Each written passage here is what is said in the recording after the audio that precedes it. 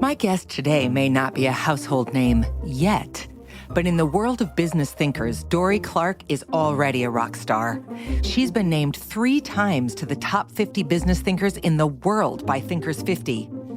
That might leave you wondering what she and I could have possibly talked about. Well, our fascinating and far-reaching conversation covers everything from my decades-ago Banana Republic aspirations to Dorie's childhood outrage at having no political representation, to why Sting and Bono may have created failed Broadway musicals, and so much more. But in all seriousness, Dorie and I talked about the principles to becoming a recognized expert, which she articulated in her early book, Stand Out. Those principles are content creation, social proof, and creating a network. And each one, according to Dorie, is vital to reaching your goals. Quite understandably, as humans, we tend to double down on the things we like and the things we're good at. And so, yes, you may be working hard and you may be making, legitimately great progress at those things, but they are the things you're already strong in. And this is not a case where keeping on doing more of your strength is going to help. There comes a time where you have to shore up the weakness. Welcome to Brave Middle Ground, where curiosity meets courage. I'm Dayna Del Val, and here we're exploring the spaces between isolation and connection, division and unity. We'll reclaim the middle ground, one brave step at a time, starting right now. Dorie Clark, thank you for joining me on Brave Middle Ground. Dayna, thank you. Good to see you. It's nice to see you too. Okay, so Dorie, let's jump right into the first question I ask everyone, which is just, how do you define middle ground from whatever angle or area of your life you want to define it from? Yeah, so middle ground, I think in some ways gets pejoratively labeled sometimes, because sometimes folks think of it as being a weak compromise, or where people, maybe aren't being bold enough or aren't being courageous enough. They're just sort of hewing to the path of least resistance. But I think in the way that I believe you're intending it, middle ground actually can be much stronger than that. It can be a strong compromise rather than a weak compromise, and a way of being open-minded to understanding that life doesn't have to be so reductive. Not everybody has to do the same thing or think the same thing. Yeah, that's an interesting point. I think so often we've gotten so comfortable with black and white answers, or yes or no answers, or perhaps most problematically, Scantron answers, which there's one right answer. And so if it's not the right answer, then it's obviously wrong. And I live in that world a lot. I'm a very black and white thinker in a lot of ways, and I would prefer that everyone agree with me. That would just simplify my life tremendously. But that gray area of, well, we're coming at this from a different angle is actually so much more interesting and enriching, because that's where we have the chance to grow, where we have the chance to change and evolve. And that just doesn't happen if it's all or nothing. Yeah, that's exactly right. So I reached out to you for lots of reasons, but what prompted the original ask was that I read an article that you had written for Fast Company in 2020 that I just came across, called "This is the Right Way to Challenge Someone's Thinking."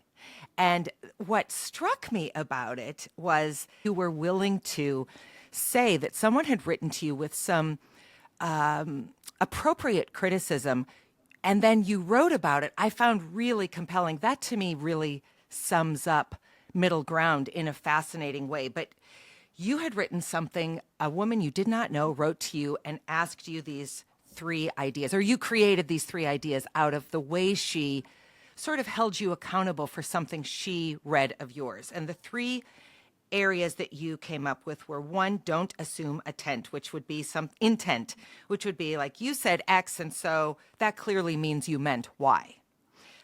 Express understanding for the person and share why the conversation matters. Can you just talk about that a little more in this world of, I know everything, I'm going to take this soundbite of what you've said, I'm going to blow it out of proportion, and that's going to become the new truth? Yeah, absolutely. And, just to complicate the conversation a little bit, I mean, I actually didn't think her criticisms of me were valid, but, Okay. but what I do think is that she approached it in a very thoughtful and respectful way.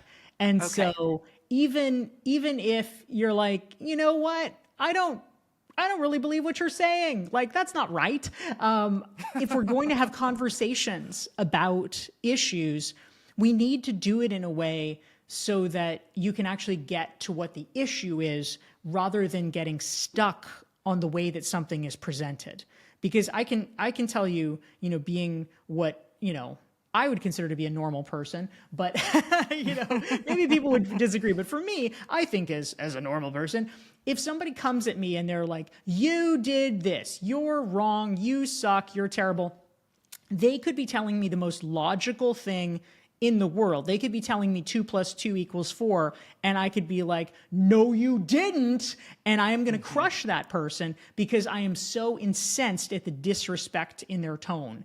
And you never get to the meat of the conversation because you're already gone. You're already writing this person off as a jerk. And so obviously everything that they possibly could say to you is invalid. And so I think that what I liked about this woman's approach was that she was able to be thoughtful in terms of approaching a conversation in a way that, she was essentially able to get up to the front door to knock on the door and have the conversation rather than having my machine guns gun her down on the front lawn. Yeah. Yeah. That's an interesting way to say it. So, just out of curiosity, how often do you feel like somebody comes at you, regardless what their content is, with the right intent? Because as a public person who produces a lot of writing, you probably get a lot of feedback from people. So how often is it feedback that you say, all right, I don't agree with you, but I appreciate the way you came at it? I mean, it's fairly rare, which is why why I literally wrote about this woman's email to me. I think that typically either somebody, if they don't like something that I do, they'll either just stay quiet, which is fine. They'll be like, forget Dorie, I won't look at her stuff again. Or if they do engage, I mean, oftentimes, unfortunately, we've been kind of trained and rewarded by the internet to do it in a flamey kind of way. I think that certain platforms are worse about that than others. I mean, famously, Twitter/X is a place where there's a lot of flame wars.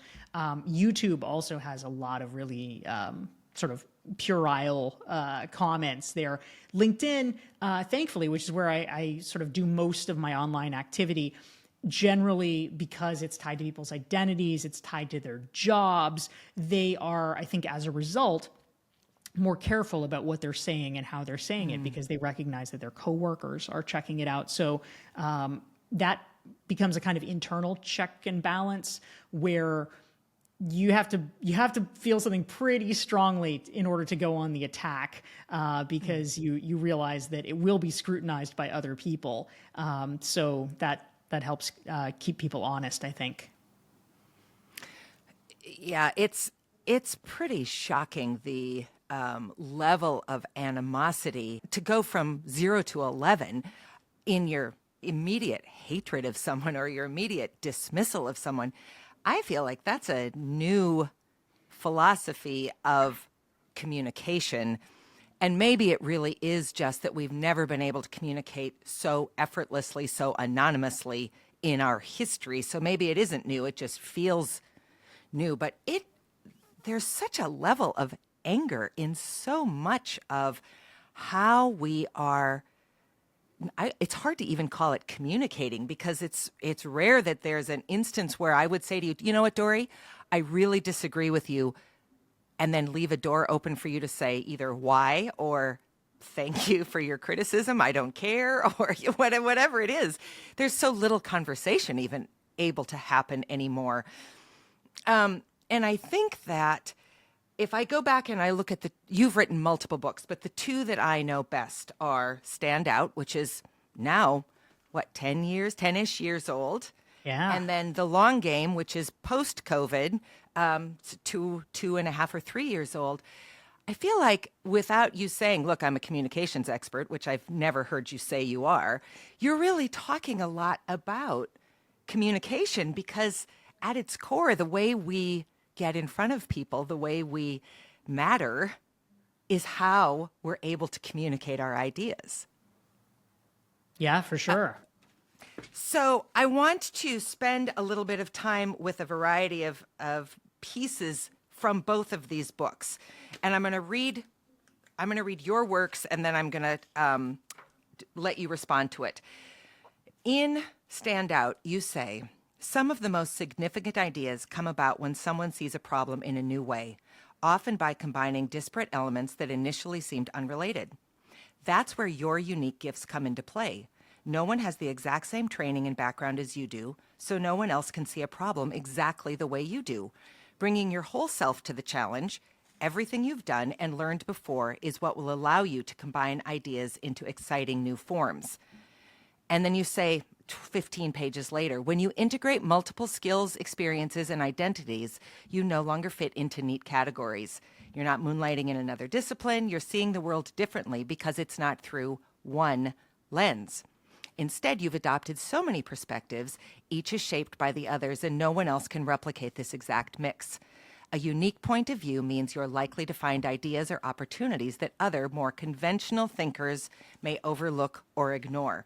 So I mentioned at the beginning that I think one of the challenges to the way we show up in the world is this Scantron education that is so prevalent. The answer is one of these five, only one, and that's the end of it. You are arguing in Stand Out, and I think in much of your work, that it's really about this conglomeration of who you are. And quite frankly, you're one of the most diversified people I think I know. I don't really know many people who can say, well, I'm a top 50 thinker and a Grammy Award-winning producer of jazz albums. And oh, by the way, I was a journalist and I have a master's in divinity and I ran a nonprofit and I write musicals. That's a lot of stuff, Dorie. And I'm a writer and a thought leader and all these things. So can you just talk about how do we balance what our education is teaching us with what's actually, at least from your understanding and really mine too, this idea of holistic thinking and a lot of gray area? Yeah, I'm always so interested in thinking about, this disjunct of education and, how we make our professional lives. My wife is a professor who studies, kind of at a meta level, she studies higher education. And, there's been so much debate recently about the value of a college education or, what is it for? Is it worth it, et cetera. And I have always been and still am very much a partisan for liberal arts educations.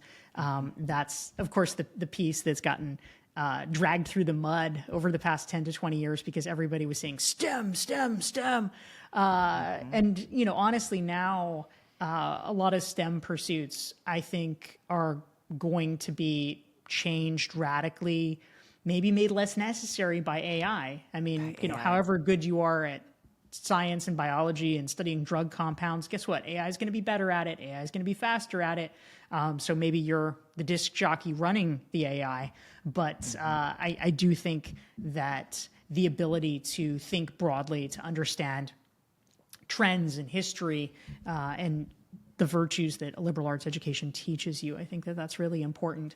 But I think more than anything, the piece that fails to be taught that, we need to teach ourselves or, in the spirit of sort of doing a favor for the world, we need to teach the people and especially the young people around us is just, really making it explicit. Like what school is doing is not bad, it's good, but it's bad if you think that that's the world. It is not how the world works. And if you assume that school maps precisely to how the world works, then you're going to be really frustrated and disappointed. And we need to understand that it's a thing, it's its own thing. And the world actually has a very different operating system than the K through 12 school system. Yeah, I was going to say what's interesting is that perhaps frontline assembly workers would understand school, but of course we have so few frontline assembly workers left in the world because of automation that maybe you're right. Maybe there is virtually nobody left who leaves school and can say, oh, I recognize this. Maybe even teachers, interestingly, because their learning as humans is moving so much faster than the ship of education seems to be steering. So I too am married to a college professor, and have a ton of education. So I also have terrific regard for particularly the liberal arts. I have 3 degrees in it, and am happy to see that it is slowly, at the very least, occasionally people were talking about STEAM instead of STEM and seeing the value of arts and humanities and liberal arts because, who really cares if you remember what happened in 1492? You can Google that. That's pretty easy to find. It's a little bit harder to say, why did Columbus come this direction and, what were the ramifications of that? Okay, so when I first got to know you at the height of the pandemic, 2020, April, I think is when I first joined your Recognized Experts group. You were talking a lot at the time about the principles inside Stand Out and these 3 forms of currency, which are not financial currency, which is, I think, the way most of us think about, I have resources, you have money, let's exchange ideas for dollars or a product for dollars. But you have these 3 ideas, which are content creation, social proof, and creating a network. Talk about those, Dorie, in terms of their value. And this is the piece I find so compelling about them. The insistence, I think, from you that you can't have 2 out of 3 and be successful. You really have to go 3 for 3, 100% all in on all of them. Yeah, I mean, it would be nice. It would be nice if you could get away with not having all of them. But unfortunately, there are situations in life where you are held back by whatever your weakest link is. And unfortunately, this is one of them. I've seen a lot of people who, in their journey to be recognized for their expertise or for their thought leadership, kind of hit a plateau and they get really frustrated and they'll say things like, but I'm working so hard, I'm doing all the things, I'm working all the time. And objectively, that's probably true. They are working all the time. But the problem is that what I often see, and now as part of the Recognized Expert community, you've seen too, there's about 900 people who've been through the program over the past 9 years. And so I've really gotten to see a pretty good cross-section of people's experiences. And so I feel like I can speak reasonably well about what some of the common problems or hang-ups are. And one of the biggest ones is that, quite understandably, as humans, we tend to double down on the things we like and the things we're good at. And so, yes, you may be working hard and you may be making, legitimately great progress at those things, but they are the things you're already strong in. And this is not a case where keeping on doing more of your strength is going to help. There comes a time where you have to shore up the weakness. And so, just by way of example, you could have a person who loves content creation, and let's say they have a podcast and they want to do podcast. You could do an episode a day, and you feel like, oh, I'm really getting traction here. I'm really, doing it, and that's wonderful, and it's not a bad thing, certainly. I mean, each piece helps, but the marginal gains are not that strong if you don't have good networking behind you, because there's no one to amplify their message. There's no one to say, oh gosh, you really need to listen to so-and-so's podcast. It's amazing. It's not going to be very helpful if you don't have friends or allies who are helping you get good guests. And so each additional podcast, it's not that it's a bad thing, but it's not a high value thing compared to where you could spend your energy to make sure that you're right with all three pieces of content creation, social proof, and network. Yeah, it sounds to me sort of like the difference between addition and multiplication. Yeah. Like I can say I'm a prolific content creator. Who cares? My network isn't big enough to help me amplify the content. And so I'm doing 1 + 1 + 1 + 1 and getting to the end and saying, wow, I got 12 million things and 4 people have looked at it, one of whom is my mom. And while I appreciate my mom's support, that's not particularly useful to me in the long-term professional setting. So that multiplication piece of looking at the three of them together, and I just want to say them again because I think they're interesting. Content creation, social proof, and your network. And do you find, Dorie, that most people, we'll just make this generalization, most people are pretty good at 1, maybe 2, and really struggle in 3? Or do you know people who sort of out of the gate, once this idea is in front of them, can say, oh yeah, look at me, I'm excelling in all 3 simultaneously or equally?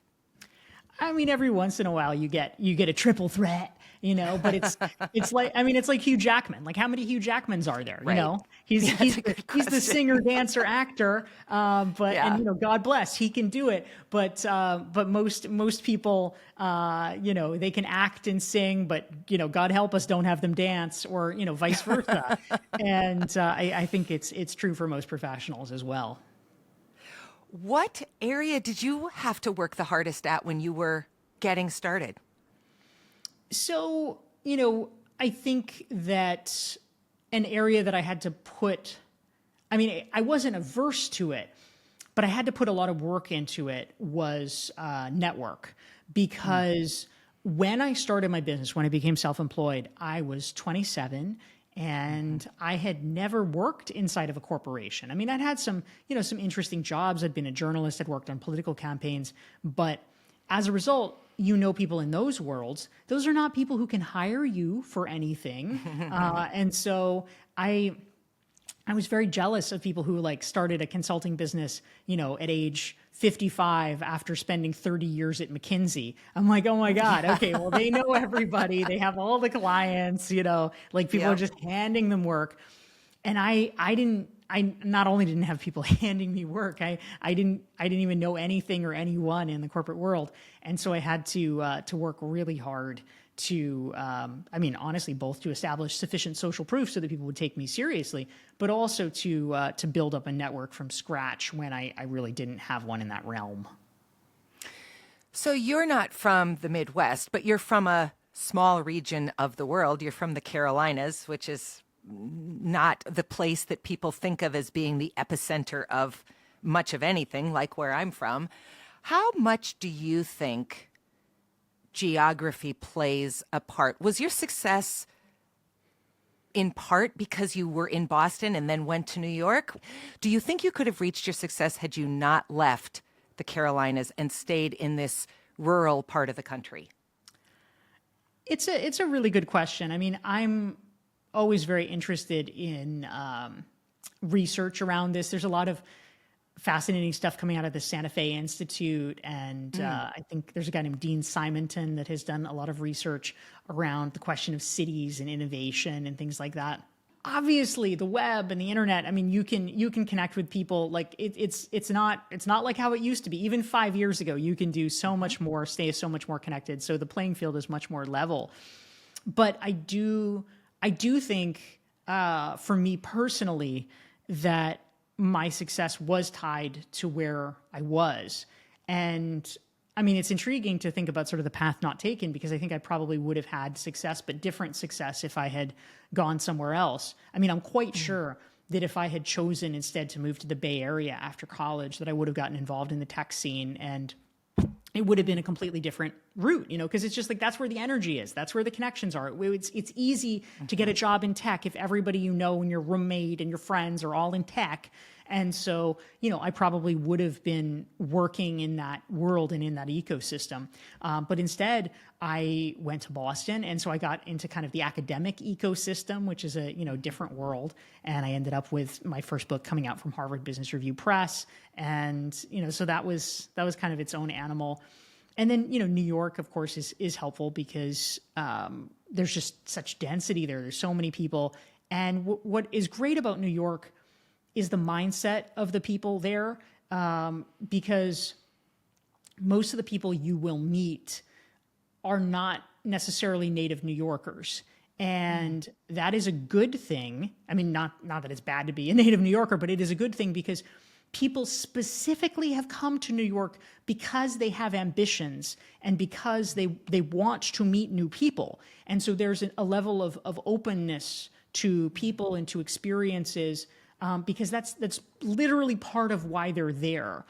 Whereas if you move into other places, it's often harder to break in. I mean, this was true for me in Boston, which, of course, there's subsets like in academia because a lot of people are coming in. And so in that tiny pocket, they're happy to meet you. But beyond that, I mean, Boston, it's even a hub, but it's a regional hub.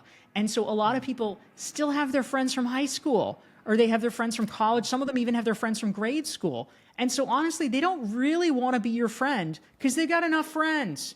And this is not very helpful when it comes to ideas and cross-pollination and things like that. I can only imagine that it's worse in places that are less hubs and more people who have always been there. And so I think in New York, what's really fantastic is just the ability where if you say to somebody, hey, do you want to come to a dinner? 9 times out of 10, they'll say, yeah, I want to come to the dinner, because that's literally why they came to New York, was to be invited to a dinner. So that's pretty great. It's funny. I'm glad you brought up your dinners. So you have these networking dinners, which I knew about a little bit even before I met you, because I was connected to Mike Roderick, who I know was an early collaborator of yours on these idea dinners where you'd bring people and then someone else would bring people, and it would just sort of become a mishmash with some guided conversation and some open conversation. And so when I was rereading these books to get ready for this conversation, one of the things that I was thinking about is I am a spectacular connector in my little corner of the world. But how could I do what you and Mike did and you and other people did? How could I start to do that with the understanding that my network is small and tight, and the people who I could surround myself with kind of know the same people? So where are the new people? And that, I think, is one of the great challenges to being in the lesser populated parts of the world, is just, if you and I both live in Fargo and we're both interested in meeting interesting people, chances are pretty good we know mostly the same people. And that's hard. So it's an interesting conundrum. And I think what it does is it puts even more benefit, pressure, expectation, and satisfaction on something like a recognized expert group, where you can really develop meaningful relationships with people you've never met. You know that there's this subset group from Recognized Expert of women who are over 50. And I was part of the very first in-person meeting. And I walked into the room and I was one of the last people to arrive. And another Recognized Expert, our friend Tammy Guler-Loeb, was there, and we had spoken on Zoom, but never obviously met. And I walked in and she said, oh, "You're tall." I mean, it was just so funny because, of course, do we even have legs? You know, you don't know on Zoom. And so it was such a funny moment because we knew each other well enough that was her first shot out of the gate, which I really loved because it meant we had transposed past this awkward, like, "Hi, I'm Dayna. What do you do?" which was so great. Yeah, that's so funny. But also very How funny. tall are you? Okay, so I'm going to tell you, and then I'm going to tell you what I know about you. I'm 5'9", and I asked someone once, it might have been Tammy, something about you, because I knew she'd met you, and the first thing she said to me was, "Well, she's quite tall." I was shocked. In my mind, you were 5'4". How tall are you, Dorie? Well, I'm in between, and of course, sweet Tammy, I'm very tall. I'm shorter than you. I'm 5'7.5". Oh, okay. Okay. I Yeah. I So, would I would consider myself fairly average in height, but yeah. Well, and in the world we live in now, I mean, particularly in the Midwest, because we're so Scandinavian, I'm not even tall. Here, I have many friends who are 6 feet and taller. So I don't think of myself that way. But I like that Tammy thinks of both you and me as being very, very tall. Okay, let's move on to your newest book, The Long Game. First of all, I remember when you put into Recognized Experts a number of title title pages asking people, which cover do you like? I love this cover. For people who are listening to this, it's LOX and then about 12 zeros and some X's and 12 more zeros, NG game. And I just think it's so beautifully both, your mind goes to long game, but also because the O's and X's are like they're in chalk, it doesn't take it too seriously. And I think there's something really profound about that, because I am someone who feels like, for God's sake, I'm now 52 years old. I have been waiting since I was, I don't know, 9 to make it, whatever that means. I'm still, I think, maybe 10,000 miles away. This might be the longest game in the history of humanity. But if it's in chalk, it doesn't feel quite so damning that I still feel like I'm in the middle of the O's and nowhere near the end of the game. So I really appreciate that about the cover. But the big question that I want to know from you, Dorie, is just, we live in this immediate satisfaction, I need it right now world. How in the world did you have the audacity to say to people, hold on, there's nothing wrong with the long game. In fact, it might actually be the most satisfying journey? Oh, well, they always say, right, we teach what we need to learn. So I've never been especially good at being patient. I as a kid, my mother would, I was always tormenting her because I wanted things now. And, it's not that I was like, I need this toy. Like, it was like, I want to vote. Why can't I vote? I was just so angry. I wanted political representation. I mean, it actually, people don't think about this, but like, really, children, have no rights, no representation. It's a terrible thing to be a child. Like, everyone's like, oh, it's so nice. It's so happy to be a child. You just get to be carefree and play. It's like, excuse me, you have no liberty. I was very caught up in this. I'm like, I need elected representation, and I couldn't have it. And then she's like, I'm really sorry. You got to wait till you're 18. And I'm like, all right, fine. Okay, great. I'm going to start a business. And so I want to, can I be a hairdresser? And, she's like, well, you need a license for that. And I'm like, how do I get a license? And she's like, well, you have to be 18. I'm like, why? Just no civil rights. So yeah, I was very impatient for a lot of things. The good news is that actually when I became an adult, I was like, oh, thank God, finally. Then I stopped needing to be so impatient because I could actually do things in the world. But yeah, it was something that I struggled with. Also, a lot of times people might assume, I think there's an assumption that if someone has some reasonable degree of success, that they must be a very competitive person. But I'm not competitive at all. I'm really not. And so I feel fine with some of the harder parts of playing a long game, which is that other people get things sometimes before you do, or it looks like they get things before you do. And that really plagues a lot of people. But I've managed to really be okay, like swimming in my own lane. And so I think that part helps. Oh, I'm super envious of that. I'm just gonna try and channel you periodically, because I think I'm in a lane and I'm often looking and thinking, well, why am I swimming against Michael Phelps? I can't compete against Michael Phelps. And let's tie both his arms to his body and he's still going to win. So it's a tough lane for me to be in. One thing you talk about in this book that I think is kind of a little bit of a, oh yeah, by the way, this thing, but it really struck me, is you say success always takes longer than we want. If we wait until we've finally made it to celebrate, we'll likely be waiting forever. After all, what is success? And then you go on and you talk about how the things that happen to us today years before would have been the kind of thing where you called every friend and you said, we have to meet for coffee or drinks or go out to celebrate or whatever. And it would have been this enormous thing. And today you're like, oh yeah, by the way, Dorie Clark was on my podcast or, whatever. That's not how I feel, by the way, but someday maybe I'll feel that way. But what I loved about it is it reminded me, so for the first 10 years of my son's life, we lived in income-based housing. And I read this article from Naomi Watts, the actress, and she talked about when she first moved to Hollywood, she and Nicole Kidman had been friends in Australia, and Nicole Kidman was married to Tom Cruise, and she was sleeping in their extra bedroom. And she said in this article, I mean, this was a time in my life where I was going to Banana Republic and dreaming of being able to buy those clothes. And then it said in the article, she laughed. And I remember reading this and thinking, I will never get to buy clothes at Banana Republic. Her, like Kmart, is Banana Republic.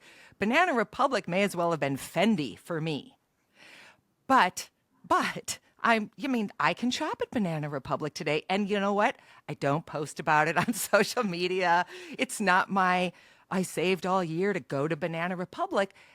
And so I was thinking about that shift in, roughly 20 years of my life and how true that is, if we're fortunate, for many of us. That is part of the long game, is whether it's professional or something silly like shopping, to be in one place where you aspire to something that eventually is just part of your day-to-day. How do you think about that, Dorie, in terms of helping executives who aren't thinking about, well, I need my pants from Banana Republic, but who are thinking about, making the next big leap in their career? How do you think about that? Well, I think part of why I wanted to talk about that in particular is that we, as humans, I mean, this is very evolutionarily beneficial. We just keep moving on to the next thing, and we never really stop to pause and celebrate. And, that makes sense because pausing and celebrating, like, we're not optimized to be happy, we're optimized to survive. And so surviving means going and doing the next thing, not, sitting on your behind and saying, oh, I'm so great. Or getting eaten by the wild animal that comes out of the bush, thousands of years ago. So yeah, I'm sorry to interrupt you, but you're right. Not a lot of time to reflect when you've got saber-toothed tigers coming at you. I understand I'm mixing geological periods, but you know what I mean. Yes, in the old-timey days. That's right. So anyway, it's important, though, for us in terms of our own satisfaction and our own happiness to not just be machines, propelling forward, but to actually recognize that there are some meaningful milestones. And, the you 20 years ago made certain sacrifices to make the you today possible. And, whether it's, saving money or, putting part of your checks, in the savings account, or not doing a thing, or, whatever it was, but there were choices, there were sacrifices. And I think part of the way that we honor the us of the past is being able to say, oh, you know what?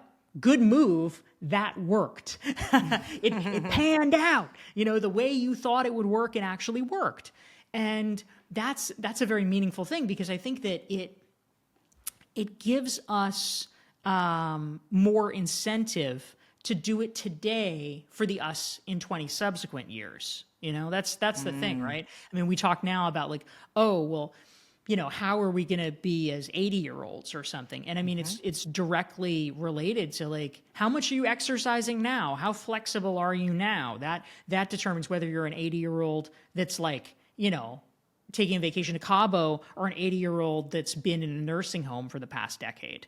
And so if we need to continue doing favors for our future self, it's important to think about the past. And I mean, I just think about even, a sort of small example of it, which is really like fun and meaningful for me. I mean, this is, very niche as many of these things are for people, but that's what makes it special. So when I was a young teenager, 13, there was this musician that I really loved. Her name was Melissa Ferrick, and she had, for a couple of records, she had a deal with Atlantic Records. So, big label, although they later dropped her, unfortunately, and she became an independent artist. But she, in this subsection of if you lived in Boston in the late 1990s, and if you were a lesbian, everybody knows her. Oh my God, oh my God.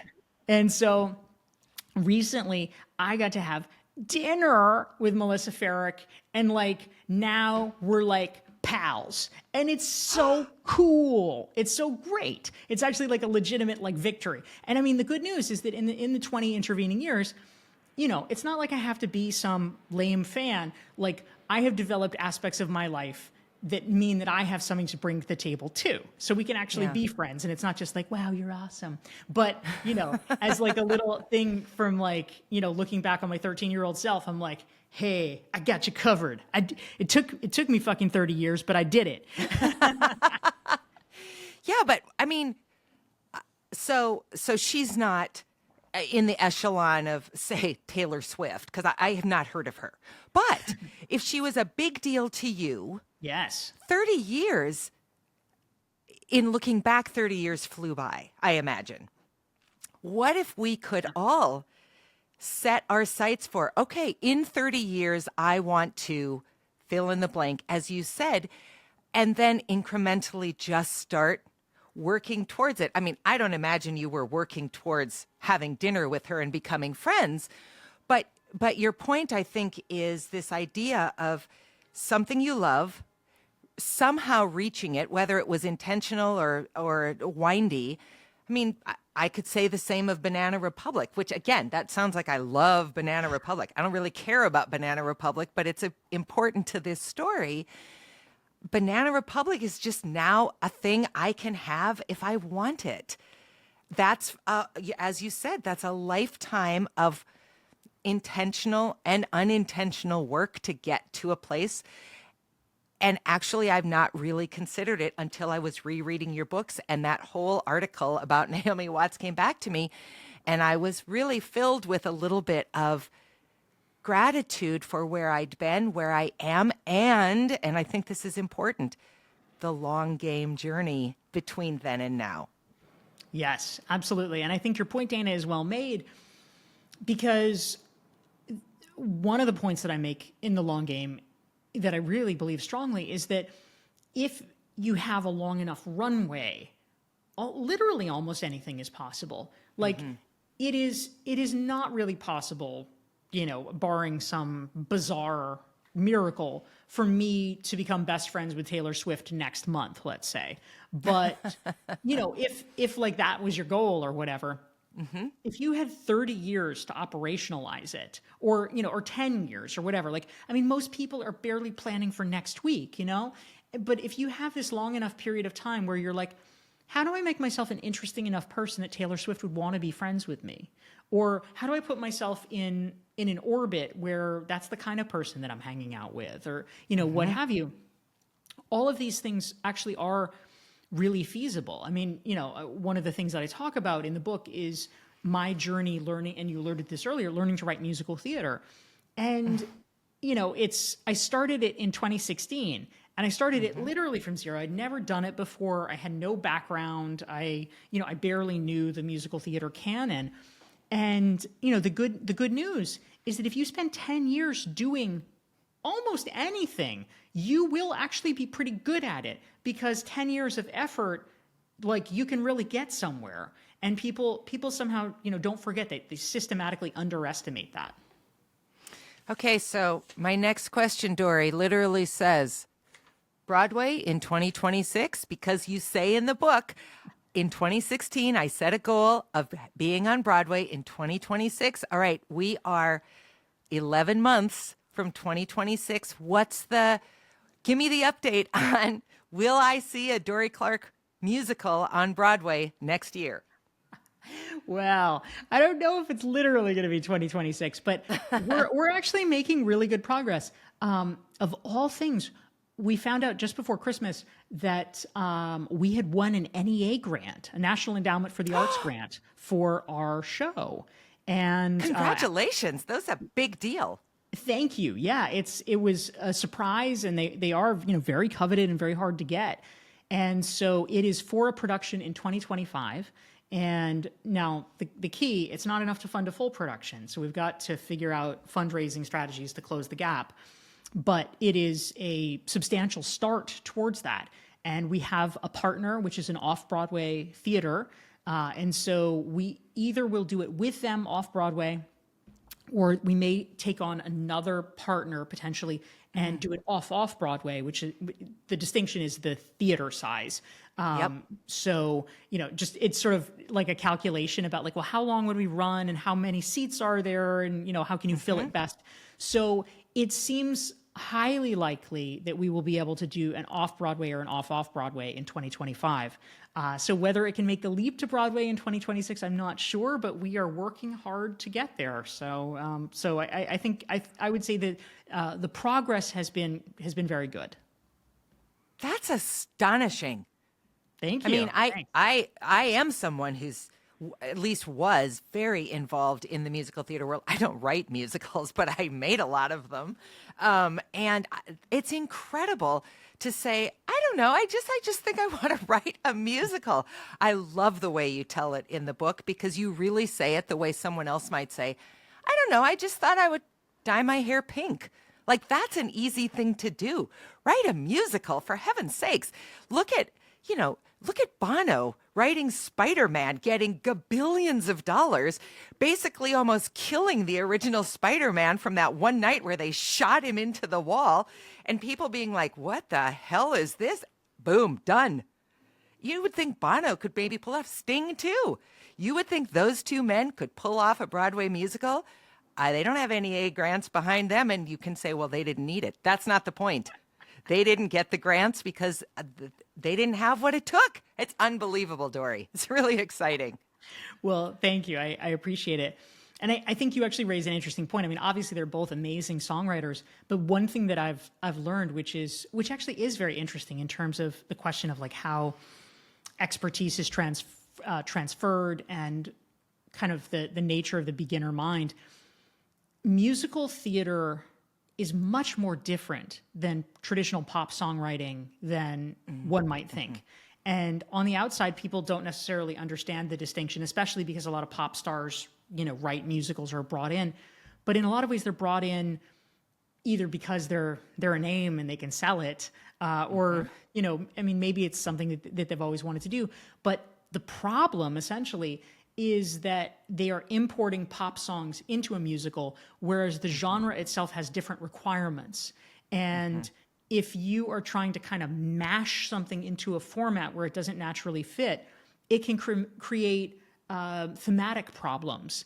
And it's a really different thing. I don't know that I've actually seen someone who started as a pop singer actually try to take the time to learn to do a musical song rather than just writing what they normally write and then saying, here, let's put it in. And so being able to kind of learn the requirements of the genre from the ground up is a really interesting challenge, because it is subtle and it is different. I mean, it's kind of like how the first television was basically people sitting in chairs and doing a radio play. Doing radio, yeah. You could just watch them like, hey, I'm reading a thing, sitting in a chair. And it took them a while to kind of understand, like, oh, TV's different. Yeah, absolutely. How do you think that working in this both formulaic but also enormously creative world of musical theater has evolved you as a business thought leader? Well, I think that probably over time, I'm sure I'll see many lessons and many transferable things. But I think in the near term, probably just the most important is humility, because as a grown up, it becomes less and less common for us to do things we're bad at. And, when you're 10, you do things you're bad at all the time. Like, that's the nature of it. Your mom puts you in piano lessons and ballet lessons and, tap lessons. And, maybe that's just me. It was terrible. All things to prepare you for musical theater, Dorie. Yeah. Oh my God. But there's all kinds of things that you're bad at and that you're learning, but it's sort of expected. And like, your parents are like, it's okay, you'll learn, there's a script for it when you're 10. But as you get to be an adult, you build up some degree of expertise. And then, because so much of our identity is centered around our work, we very quickly start conflating our self-identity with the thing that we're doing and being good at the thing that we're doing. And so it becomes much more psychologically risky for us to try things that we're not good at. And so it was, in many times, in the early years of learning to write musical theater, it was embarrassing. I was less good than other people. I knew less. I didn't know what the conventions were. And, you'd have, because you're doing everything with a partner, and the partner would be all frustrated, like, why did you do it this way? And, you kind of feel like a moron, but, you just have to sort of remind yourself, like, okay, I'm learning, like, I'm not dumb, I'm just learning. And so that's something that I think is useful for all of us, because it means that when you have that muscle of being humble and being able to detach your essential identity from your identity in the moment, I think it makes it easier to take risks. Ooh, I love that. You're right. It's hard to take a risk. The stakes feel really high always, I think, when you're grown up. And I'll keep it about me. I take things way too seriously, most importantly, myself. And so then the idea of falling on my face in front of people becomes exponentially more serious than it needs to. Okay, I want to read one last section back from the original book, Standout, and then we'll just talk about it really quickly. You say, recently there's been some cultural blowback about the concept of thought leadership itself. The underlying assumption seems to be that aspiring to the creation of new and important ideas is somehow sleazy or a form of strategic puffery. Admittedly, some advice on thought leadership is vapid and banal, just as some advice on marketing or strategy or finance can be. But sharing your ideas with the world, when done right, is a far more meaningful act. Often, it looks like bravery. And of course, the third word to my podcast is brave middle ground. So, my final question for you, Dorie, is just how... I don't even know how you can synthesize this down, because you've got, a decade plus 2 decades of thought leadership around this. But how can people take that first step, dip their first toe into the water and say, I think I might have something to say that might matter to somebody. I think I can be brave and try it. Yeah, I think it is such an important question and such an important thing to do. What I have seen is, it's a little bit ironic, because it does require bravery, but it's kind of a different bravery than we might anticipate, because almost always,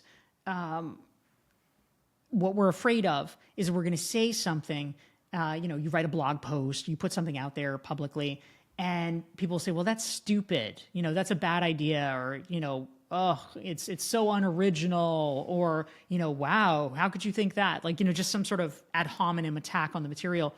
And I would say, like, 99.9 times out of 100, that never happens. And the reason it never happens is that people don't look at it. Right. And so the bravery is actually that no one's going to look at it. And so we're a little bit afraid of the wrong thing. And so I want to allay the concerns of the people who are worried that they're going to be attacked or canceled or whatever. And instead, just say, you know what, there's probably going to be like 2 or 3 years of just being out there and like, you're hollering into the void and nobody's hollering back. And that can feel really depressing. It can feel really lonely. It can feel like this is pointless, but you have to believe that there's a point. And eventually people do start paying attention and they do start listening. And it's at that point later that you can change what you're afraid of, because people will start criticizing you then, but not at first. So I don't know if that's helpful at all, but I feel like, hey, we need to, check expectations. As I say all the time, nobody's thinking about you because they're busy thinking about themselves. I mean, that's just sort of a comforting fact. If everybody thought about me as much as I think about me, I would be Taylor Swift, but nobody's thinking about me as much as I think about me. And that's kind of a relief. Yes. Dorie, thank you so much for your time, for your thoughts. Again, the books are Stand Out and The Long Game. And I just want to say this to people. I am not a typical Dorie Clark person. I think in a lot of ways, I'm not in Harvard Business Review. I haven't been published in Forbes. I don't have this business background. And yet the value that I took from it and in some cases adapted to apply to my own journey have been really, really impactful and useful and advantageous, and have given me lots and lots of ways to think. So I think these books are really for anybody. They're not business books. They're books in the business sector that you can apply anywhere. And I think that's just a delight to know that actually I'm not so far off from the 6, 7, 8-figure people. I'm just doing it differently than they are. And I can stay in my own lane, and you can help me advance, swim a little bit faster, try to, reach Michael Phelps' toe someday. That's amazing, Dayna. Thank you so much. Dorie, thank you. Everybody else, we'll talk soon. Thanks for joining me on Brave Middle Ground. I hope today's conversation inspired you to embrace the power of the in-between and take steps toward deeper connection and understanding. If you enjoyed this episode, please subscribe, leave a review, and share it with your network. Your support grows our community and keeps these meaningful conversations going. For more information on Brave Middle Ground and everything else I'm working on, go to danadelval.com. Brave Middle Ground is mixed by Matthew O'Mara, and our music is by Quinn Del Val.